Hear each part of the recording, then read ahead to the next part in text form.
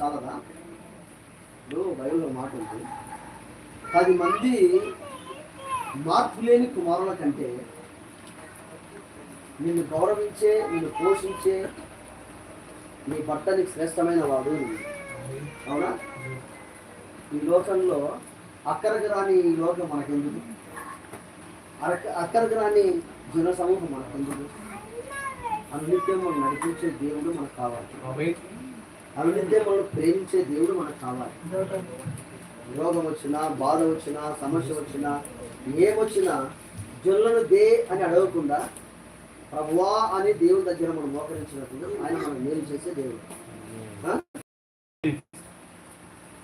దేనికోసం చూస్తున్నాం? మనకి నిత్య జీవం కోసం. ఇది ఎవరికి కనపడదు? లోకానికి కనపడదు. బాగా అర్థమవుతుందా? అర్థమవుతుందా? ఇప్పుడు ఎదురు చూసే దేనికోసం? నిత్య జీవం కనపడుతుందా? కనపడుతుంది అంటున్నా. ఎవరికి కనపడదు? లోకానికి కనపడదు. మరి ఎవరికి కనపడుతుంది? మనకు కనపడుతుంది. పరలోకం ఉందని లోకానికి తెలియదు, కానీ మనకు తెలుసు. అవునా? లోకం ఆయన వెంబడించదు, మనం వెంబడిస్తున్నాం. మన గొర్రెలము గనక కాపరిని వెంబడిస్తాడు. ఆయన మన మంచి కాపరి కనుక ఆయన మాటలు మనం విందాము, ఆయన నీతిలో బ్రతుకుదాము, ఆయన చిత్తం చొప్పులే జీవిద్దాము. ఆయన సమస్యల గుండా నడవమంటే సమస్యల గుండా నడుద్దాం. సమస్యలు లేని మార్గం నడవమంటే సమస్యలు లేని మార్గంలో నడుద్దాం. ఆయన ఎక్కడ కూర్చోమంటే అక్కడ కూర్చున్నాం, ఎక్కడ లేమంటే అక్కడ లేద్దాం, ఎప్పుడు పైకి అంటే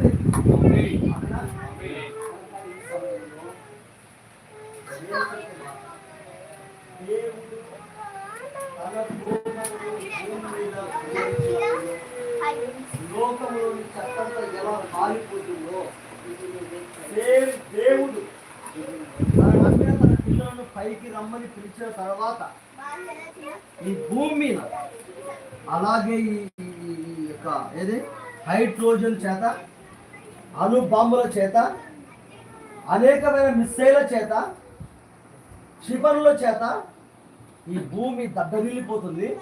ఈ భూమి పతనమవుతుంది. ఈ భూమి తొలకలైపోతుంది. ఈ భూమి పొగవలే పాపము, పాపం వలె పొగవలే పాపం పైకి లేస్తుంది. అప్పుడు అరుపులు, కేకలు, ఆటనాదాలు, సావు కేకలు. అప్పుడు మొత్తుకున్న ఎవ్వరు కూడా మనం రక్షించాలి. అటువంటి దేవుని కోపము నుండి, దేవుని యొక్క ఉగ్రత నుండి మనము తప్పించబడుటయే ఆయన మనకు చూపిన కృప ఉన్నది. ఆయన కోపము నుండి తప్పించబడుట ఆయన కృప ఉన్నది. లోకం వలె మనం నడవకుండా ప్రత్యేకమైన గుంపుగా మార్చడమే ఆయన కృప ఉన్నది. పాపము చేయకుండా దైవనీతిలో బ్రతకడమే ఆయన మనకిచ్చిన కృప ఉన్నది. ఆయన వచ్చే వరకు ఓపికతో మన విశ్వాసాన్ని కాపాడుకోవటమే ఆయన మనకు చూపిన గొప్ప కృప ఉన్నది.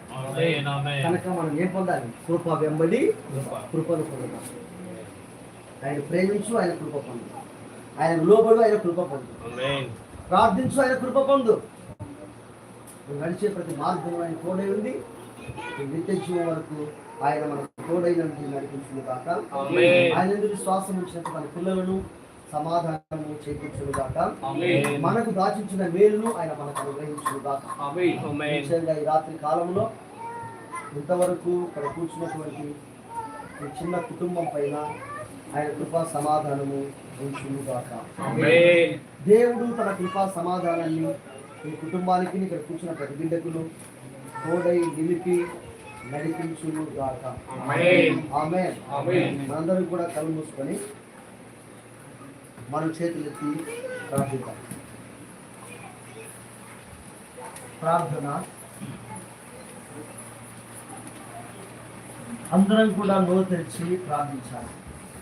మహోపకారివైన మా పరిశుద్ధుడా, జీవాధిపతివైన మా గొప్ప తండ్రి, నీ ఉన్నతమైనటువంటి నామమును బట్టి గొప్ప దేవ, నిశ్చయముగా నాయన మీ కష్టములలో నడుస్తున్నాము, వ్యాధులలో నడుస్తున్నాము, సమస్యలలో నడుస్తున్నాము, ఈ లోకములో కంపల్లో మేము నడుస్తున్నాము, కొండల్లో నడుస్తున్నాము, లోయల్లో నడుస్తున్నాము, పల్లములో నడుస్తున్నాము. మేము అనేక